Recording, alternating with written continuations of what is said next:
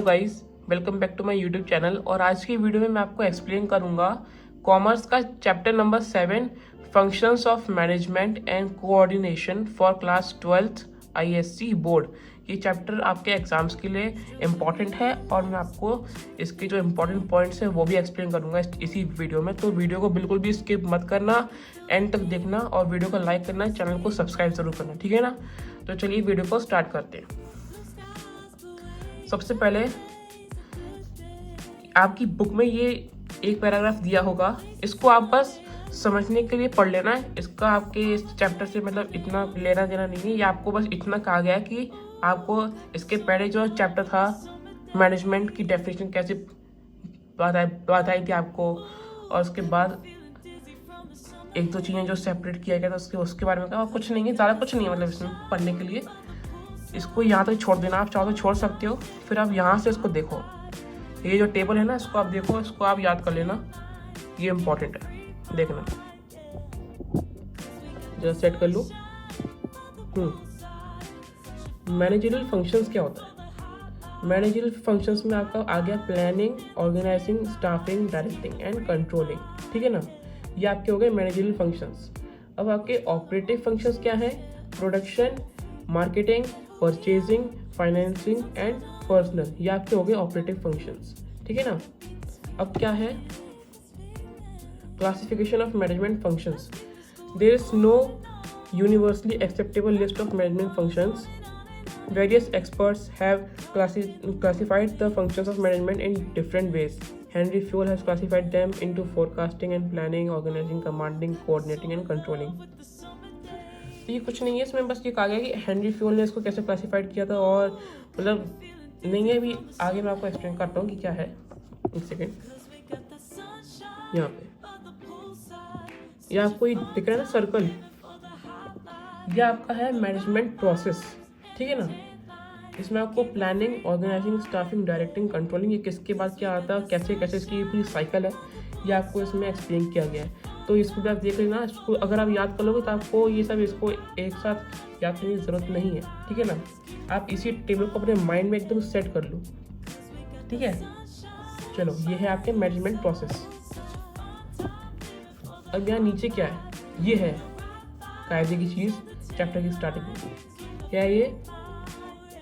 Managerial functions and सब functions. मतलब ये आपको मैनेजरियल फंक्शंस हैं और इसी के सब फंक्शंस के बारे में भी कहा गया है। ये इसके सब फंक्शंस हैं, जैसे प्लानिंग हो गया तो इसका ही प्लानिंग का ये सब फंक्शंस हैं, ठीक है ना। तो इस तरीके से आपको ये सारे दिए गए। तो चलिए देखते हैं क्या है। प्लानिंग का। प्लानिंग में आपको देखिए इतने सारे फंक्शंस दिए गए हैं, लेकिन आप इसमें से कोई भी एक याद कर लेना, मतलब एक नहीं, मतलब 3-4 याद कर लेना। जैसे कि आपको अगर प्लानिंग के आपके सब फंक्शंस हैं, डिसीजन मेकिंग, ये बहुत इंपॉर्टेंट है। डिसीजन मेकिंग हो गया, स्ट्रैटेजी फॉर्मुलेशन हो गया, प्रॉब्लम सॉल्विंग हो गया, इनोवेशन हो गया, इन्वेस्टिगेशन एंड रिसर्च, ये आपके 4-5 पॉइंट हैं। इसको आप प्लानिंग के सब फंक्शंस में याद कर लेना, ठीक है। अब चलते हैं ऑर्गेनाइजिंग में। ऑर्गेनाइजिंग में क्या है? ऑर्गेनाइजिंग में है आपका activity analysis, task allocation and span of management. ये 3 नीचे के पॉइंट है, इसको आप याद कर लेना, ठीक है ना। फिर आपका है स्टाफिंग। स्टाफिंग में क्या होता है आपका? मैन पावर प्लानिंग, ठीक है ना। Man power planning, selection, training and placement, ये आप याद कर लेना, ठीक है। फिर आपका है डायरेक्टिंग। डायरेक्टिंग में क्या है आपका? सुपरविजन। सुपरविजन ये जो वर्ड है ना, इसकी डेफिनेशन और इसके बारे में पूरा डेडिकेटेड टॉपिक है, जो कि चैप्टर में जो आपको मैं आगे एक्सप्लेन करूँगा। इसकी डेफिनेशन आपको एग्जाम में पूछी जाएगी बस, ठीक है ना। ये क्या है डेफिनेशन और 1-2 एग्जाम्पल्स बस, और कुछ नहीं, ठीक है ना।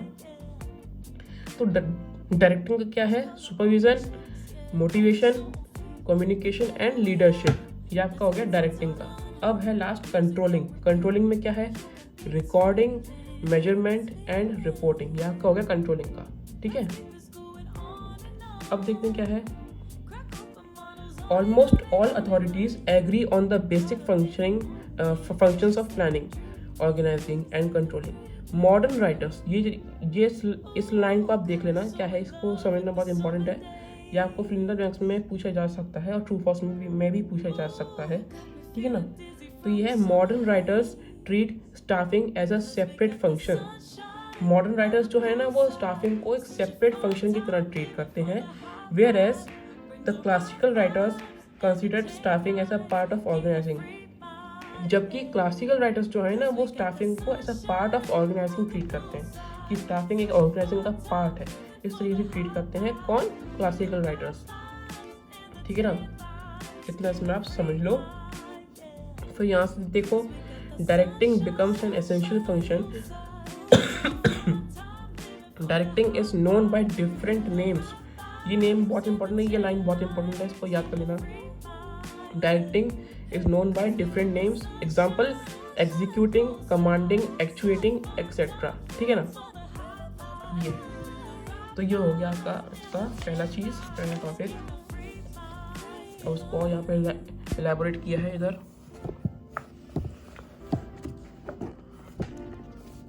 ये क्या है देख लो पहले आप।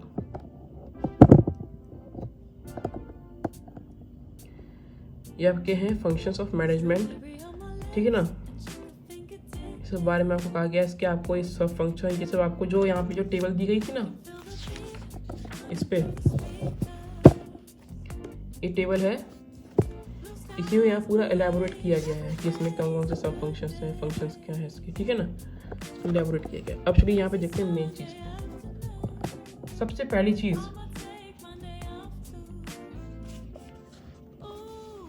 ये प्लानिंग। सबसे पहली चीज़ planning. Planning is the most basic functions of management. It involves thinking before doing और looking ahead. It is concern with anticipating problems and developing their solutions. ठीक है गाइस, प्लानिंग क्या है मैं आपको एक सिंपल भाषा में बोल देता हूँ कि प्लानिंग क्या है। प्लानिंग एक फ्यूचर कोर्स ऑफ एक्शन है, जो कि मतलब जैसे आप डिसाइडेड इन, एक फ्यूचर कोर्स ऑफ एक्शन है डिसाइडेड इन एडवांस। ठीक है ना, जैसे मान लो आपको फ्यूचर में कोई काम करना है तो उसके लिए आपको प्लानिंग अभी करनी पड़ेगी ना, प्रेजेंट में। ठीक है ना, तो एडवांस में जिस चीज़ की तैयारी की जाती है, प्लानिंग की जाती है, उसको कहते हैं प्लानिंग। ठीक है ना, फ्यूचर के लिए। It specifies the objectives to be achieved in future and the steps required to achieve them. ठीक है ना, इट स्पेसिफाई मतलब इसमें आपको प्लानिंग में आपको ऑब्जेक्टिव्स देखने होते हैं कि आपको फ्यूचर में ऑब्जेक्टिव्स अचीव करने, उसके लिए आपको प्लानिंग करनी है, और जो उस ऑब्जेक्टिव्स को जो अचीव करने जो स्टेप्स हैं वो भी आपको सोचना पड़ेगा, देखना पड़ेगा। Some important definitions of planning are given below. ठीक है ना, तो मैं तो आपसे कहूँगा कि आप इसकी डेफिनेशन याद करिए, ये वाली definition. Planning is deciding in advance what to do, how to do it and when to do it and who is to do it. Planning bridges the gap from where we are to where we want to go. It makes it possible for things to occur which would otherwise not happen. ठीक है ना, तो ये आप याद कर लेना इसकी डेफिनेशन प्लानिंग की। प्लानिंग क्या है, आपको जैसे मान लो आपका फ्यूचर में कोई चीज़ आपको अचीव करना है, जैसे मान लो आपको अपनी सेल्स है ना, शॉप की आपको अगर सेल्स आपको करना है कि मेरी जो सेल्स है वो मेरे को इंक्रीज़ करनी है। ठीक है ना, तो आप उसके लिए प्लानिंग करोगे कि कैसे कैसे इसकी सेल्स में मतलब कैसे कैसे इंक्रीज हो सकती है सेल्स, उसके हिसाब से प्लानिंग करोगे। ठीक है ना, तो वो फ्यूचर में आपको जो चीज़ चाहिए, आपको जो ऑब्जेक्टिव, आपको जो अचीवमेंट करनी है फ्यूचर में, उसके लिए आपको प्लानिंग अभी करनी पड़ेगी, है ना। तो इस पूरी चीज़ को कहते हैं प्लानिंग। अभी प्लानिंग करो और फ्यूचर में वो चीज़ को हासिल कर लो। ठीक है ना, अब इसके हैं फीचर्स। फीचर्स क्या है प्लानिंग के? Planning seeks to achieve certain objectives. Planning क्या है? प्लानिंग एक सर्टेन ऑब्जेक्टिव्स को अचीव करने के लिए है। Planning is oriented towards the future. Planning future के लिए होती है, अभी के लिए नहीं। ठीक है ना। Planning is a mental exercise. Planning involves choice from among alternative course of action. Planning is continuous process. Planning जो है वो कंटिन्यूस प्रोसेस है। Planning is all pervading. Planning is all pervading का मतलब क्या है? It takes place at all levels. मतलब ये हर जगह काम आती है प्लानिंग, हर जगह इसकी ज़रूरत होती है। ठीक है ना। तो इसको आपको पूछा जा सकता है एग्जाम में कि planning is all pervading explain, ऐसे आपको एक क्वेश्चन दिया जा सकता है। तो आपको क्या करना है इसमें? Planning is all pervading, that is it takes place at all levels, ठीक है ना। फिर है planning is directed towards efficiency. तो ये आपके हो गए फीचर्स ऑफ प्लानिंग। अब स्टेप्स क्या है इसमें, steps involve in the process of planning, इसमें है collecting information about past present and future forecast, पहले की, अभी की और फ्यूचर की आपको पूरी इंफॉर्मेशन कलेक्ट करनी पड़ेगी, ठीक है ना। डिफाइनिंग ऑब्जेक्टिव्स, फिर आपको ऑब्जेक्टिव्स को बनाने पड़ेंगे। Developing planning premises, discovering alternative course of action, evaluating the alternatives, choosing the best alternative, ठीक है ना। Defining subsidiary plans, periodic review and revision of plans. तो ये सब आप इसकी ये स्टेप्स हैं, ठीक है ना, प्रोसेस ऑफ प्लानिंग के। अब इसके एडवांटेजेस क्या हैं देख लेते हैं। Planning focuses attention on desired objectives. Planning helps to minimize uncertainty and risk. Planning में uncertainty और risk बहुत ही ज़्यादा कम होता है, क्योंकि आप जो चीज़ आप पाना चाह रहे हो उस चीज़ के लिए आप अभी से प्लानिंग कर लोगे तो फिर आपको बाद में इतनी प्रॉब्लम नहीं होगी, रिस्क नहीं रहेगा, ठीक है ना। Planning helps to improve efficiency of operations. Planning avoids confusion and chaos. Planning encourages innovation and creativity. Planning facilitates operation and teamwork. Planning serves as a basis of control. ठीक है ना। तो ये हो गए इसके एडवांटेजेस।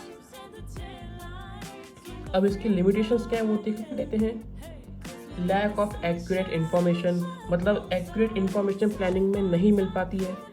टाइम कंज्यूम होती है प्लानिंग, बहुत ज़्यादा टाइम लेती है प्लानिंग करने में, बहुत टाइम लगता है। एक्सपेंसिव होती है, ठीक है ना। तो ये सब चीज़ें होती हैं। और external limitations, changes in government policies, technology, labour unions, market conditions, ये सब अगर चेंज होता है तो ये आपकी क्या है, एक्सटर्नल लिमिटेशंस, ठीक है। एंड नेचुरल कैलामिटीज़, ठीक है ना।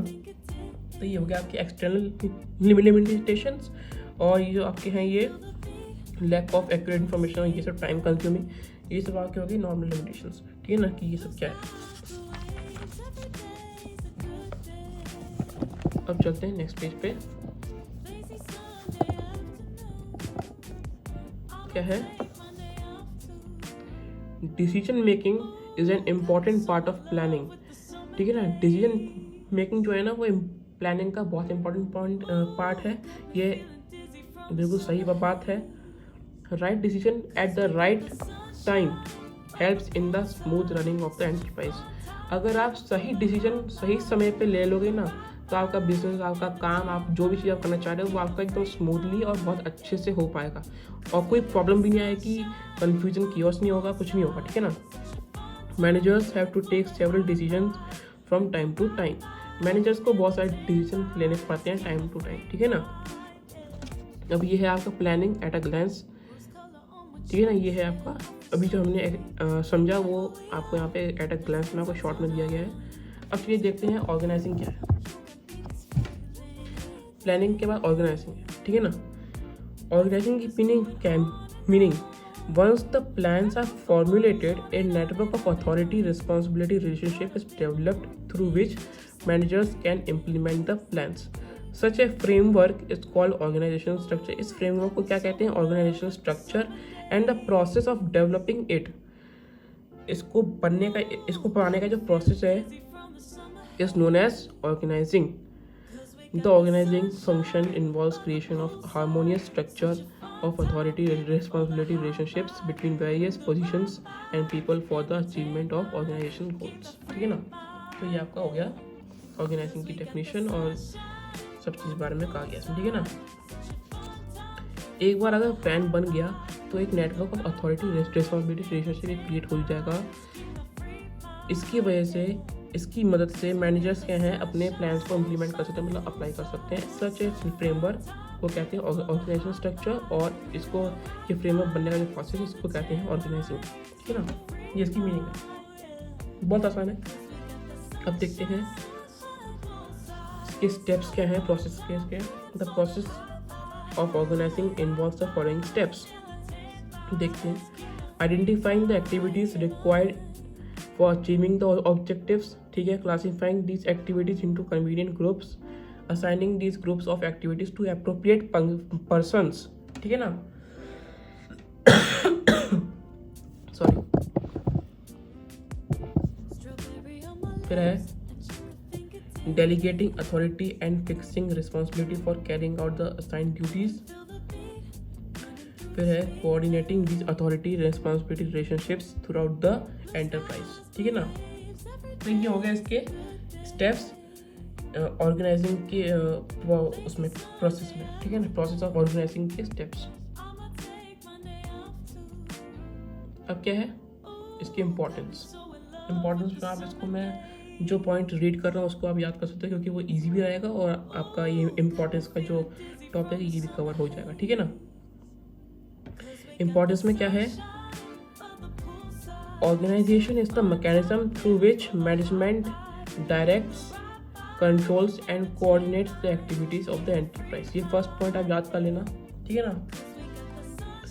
फिर organisation permits optimum use of human resources by matching work with talent. ये थर्ड पॉइंट है, इसको भी याद कर लेना। Organisation permits optimum use of human resources, ठीक है ना। ह्यूमन रिसोर्स का जो है वो ऑप्टिमम यूज होता है ऑर्गेनाइजेशन में by matching work with talent. फिर फिफ्थ पॉइंट देख लो आप, a harmonious organisation structure enables the enterprise to adopt new technology. एक हार्मोनियस ऑर्गेनाइजेशन स्ट्रक्चर जो है ना वो एंटरप्राइज को हेल्प करता है कि नई टेक्नोलॉजी को अडॉप्ट करने के, नई टेक्नोलॉजी को यूज़ करने के, ठीक है ना। फिर क्या है, sound organisation encourages initiative and creative thinking leading to development of managerial talent, ठीक है ना। तो ये देख लेना आप।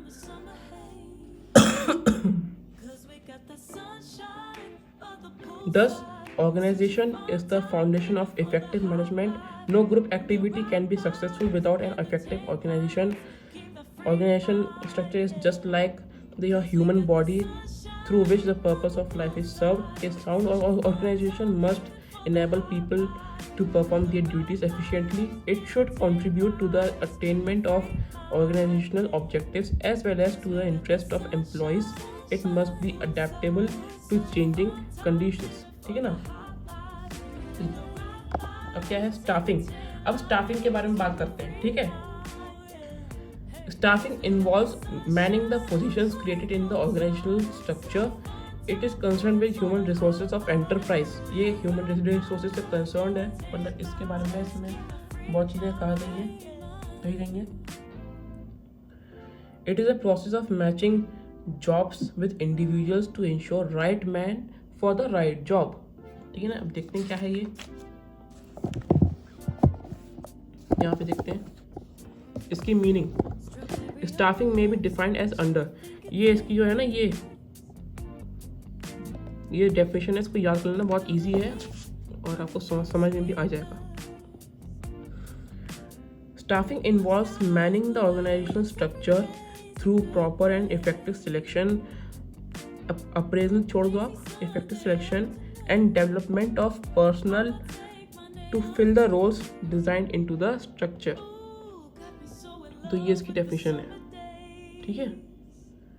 फिर है staffing is the functions of every manager, though a manager can obtain the expert advice of the personal department. Staffing is a difficult function because actions and behavior of people cannot be predicted, ठीक है ना। तो ये है। अब है steps. इसके steps देखिए। Staffing function consist of following steps. Man power planning, जैसे कि मैंने अभी आपको चैप्टर के स्टार्टिंग में कहा था ना, तो जो हमने जो सब इसकी जो वो देखे थे सब फंक्शंस, उसमें था ये सब। मैन पावर प्लानिंग, ठीक है ना। Training and development, promotion and transfer, employ remuneration, ठीक है ना। तो ये सब है और ये इसकी साइकिल है इसकी स्टाफिंग की, ठीक है ना। इसको भी आप देख सकते हो। नेचर क्या है, the main feature of staffing, ये इसके मेन फीचर्स हैं स्टाफिंग के। क्या है इसके main feature, it is a function of management. ये मैनेजमेंट का एक फंक्शन है। It is a pervasive function. It aims at optimum utilisation of human resources. इसका एम क्या है कि वो ह्यूमन रिसोर्सेज का जो ऑप्टिमम, मतलब एक सही तरीके से यूज़ होता है ह्यूमन रिसोर्सेज का। और it is concern with human resources, ये ह्यूमन रिसोर्सेज कंसर्न है, जैसे कि मैंने अभी आपके इस स्टाफिंग के स्टार्टिंग में कहा था, ठीक है ना। फिर इसकी इंपॉर्टेंस क्या है? Efficient staffing provides the following benefits. Benefits क्या है? It improves the job satisfaction of employees, it helps to improve the quantity and quality of output by putting the right man on the right job, अभी जैसे कि हमने starting में पढ़ा, ठीक है ना। it reduces cost of personnel by avoiding wastage of human resources, ठीक है ना। ये पर्सनल का जो कॉस्ट है वो बहुत कम कर देता है, क्यों? Bye avoiding wastage of human resources, human resources का वेस्ट ना करते हुए ये पर्सनल की जो कॉस्ट हैं वो रिड्यूस कर देता है, ठीक है ना। ये है। अब है डायरेक्टिंग, ठीक है ना। Directing is concern with the execution of plans through organised action, it is also known as commanding or actuating. हमने इसके उसमें पढ़ा था ना, इसके सब फंक्शन में एक्चुएटिंग पढ़ा था ना, वर्ड सुनाई दिया था आपको, मैंने बोला था अपने मुंह से। मीनिंग क्या है डायरेक्टिंग? चलो ये देखते हैं। Directing is that part of management process which actuates the members of organization to work efficiently and effectively for the attainment of the desired objectives, ठीक है ना। Directing is that part of management process which actuates the or which commands the members of organization to work, ठीक से काम करने के लिए efficiently and effectively for the attainment of desired objective, उस objectives को पाने के लिए अच्छे से काम करने के लिए वो कमांड करता है किसे? members of organization को। सम इम्पॉर्टेंट डेफिनेशंस, ये डेफिनेशंस है इसकी, ठीक है ना। अब इसके फीचर्स देखते हैं। Directing is an executing function as it initiates action. Directing is an ongoing function, ये एक ऑनगोइंग फंक्शन है। Directing converts plans into performance, ठीक है ना। डायरेक्टिंग प्लान्स को परफॉर्मेंस में कन्वर्ट कर देता है एंड इज देयरफॉर क्रिएटिव, वो क्रिएटिव भी है क्योंकि प्लान्स को परफॉर्मेंस कन्वर्ट करता है, क्रिएट करता है, तो फिर वो क्रिएटिव है, ठीक है ना। Directing is the function of all managers, ठीक है ना। तो ये है और इसमें ज़्यादा कुछ नहीं है। अब इसकी इंपॉर्टेंस देखते हैं। Directing initiates organised action and breathes life into the organization, therefore it is called management in action. Effective direction provides several benefits: initiates action, improves efficiency, facilitates change, ठीक है ना। ये सब है। Elements. Directing is the process of guiding, supervising, leading and motivating people at work so as to achieve the desired objectives. Directing क्या है? Process है, guide करता है लोगों को और मोटिवेट करता है, सुपरवाइज करता है पीपल को at work so as to achieve desired objective, वो डिजायर्ड ऑब्जेक्टिव को अचीव करने के लिए, ठीक है ना। Supervision, communication, motivation and leadership are main elements of directing. ये चार जो है ये मेन एलिमेंट्स है किसके? डायरेक्टिंग के। अब सुपरविजन के बारे में बात करते हैं। देखिए मैंने कहा था ना आपसे, इसके बारे में पूरा एक टॉपिक दिया गया अलग से। Supervision means overseeing subordinates at work. It refers to the direct and immediate observation and watching of subordinates in the performance of their tasks. Supervision is required at all levels of management. However, the major responsibility for supervision lies with the first line manager called supervisor. A supervisor serves as a link between workers and management. एक supervisor सर्व करता है ऐसा link, वो एक link होता है between workers और management के, ठीक है ना। कौन? सुपरवाइजर। गाइस ये है, ठीक है। कंट्रोलिंग है, कंट्रोलिंग भी बहुत इजी है, आप देख सकते हो। Controlling is the process of measuring performance, comparing it with the standards and taking corrective action wherever necessary. Some popular definitions of control are given below. ये कुछ इंपॉर्टेंट डेफिनेशंस हैं कंट्रोलिंग की, वो आप देख सकते हो। इसमें से आपको जो कोई भी एक इजी लगी वो आप इससे याद कर सकते हो, ठीक है। इतना है, फिर बाकी का इतना उसमें कोऑर्डिनेशन के बारे में थोड़ा सा बस समझने को कहा गया है सिलेबस में। बाकी फिर ये जो इसके differentiate, coordination, essence of management, ये सब इतना नहीं इसके बारे में कहा गया पढ़ने, ठीक है ना। तो आप इसकी बस ये 3-4 लाइन का आप देख सकते हो। क्या है, coordination is not a separate function of management. ये कोई मैनेजमेंट का एक सेपरेट फंक्शन नहीं है कोऑर्डिनेशन, ठीक है ना। It is a very essence of management because it is inherent in all management function. In planning, coordination is essential to ensure harmony between organizational goals and departmental plans. ठीक है ना, ये सब आप देख सकते हो। एक कोऑर्डिनेशन किस काम आता है, वो हार्मोनाइजिंग, ठीक है ना, ये सब काम में काम आता है। वो मतलब सब काम को ठीक करने के लिए, कोऑर्डिनेट तरीके से करने के लिए कोऑर्डिनेशन की जरूरत पड़ती है, ठीक है। तो ये है, कोई डिफरेंट चीज़ नहीं है, इसी का। तो गाइस बस यही तक था आपका ये चैप्टर। आई होप आपको ये चैप्टर अच्छा लगा हो। अच्छा लगा तो प्लीज़ लाइक करना। मैंने एक्सप्लेन किया, जो जो इम्पोर्टेंट पॉइंट्स थे वो मैंने आपको एक्सप्लेन किया है, और जो जो फालतू जो सिलेबस में नहीं है वो मैंने नहीं एक्सप्लेन किया है। तो जितना एक्सप्लेन किया उतना ही आएगा। तो प्लीज़ वीडियो को लाइक करना, सब्सक्राइब कर दो चैनल को, और फ्रेंड्स के साथ शेयर करना, और सब्सक्राइब ज़रूर कर देना प्लीज़, ठीक है। Take care, stay safe.